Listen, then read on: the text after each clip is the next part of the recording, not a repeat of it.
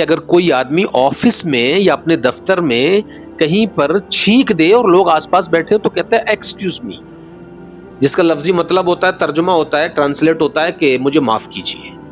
اب میں کہتا ہوں بھائی تو معافی کیوں مانگ رہا ہے؟ بھائی یہ ٹرینڈ غلط ہے۔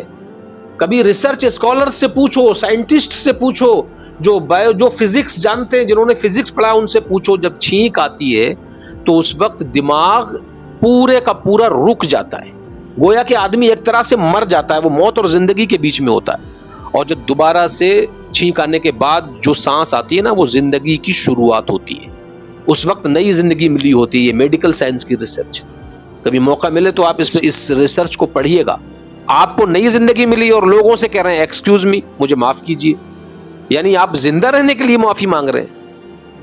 تھنکنگ چینج کرو، تھاٹ بدلو، اور اس کا بہترین طریقہ یہ ہے کہ جب آپ کو زندگی ملی تو آپ زندگی دینے والے کا شکریہ ادا کریں۔ اسی لیے اسلام کے پیغمبر جناب محمد الرسول اللہ صلی اللہ علیہ وسلم نے فرمایا کہ جب چھینک آئے تو الحمدللہ کہو، مطلب آل پریز ٹو اللہ المائٹی۔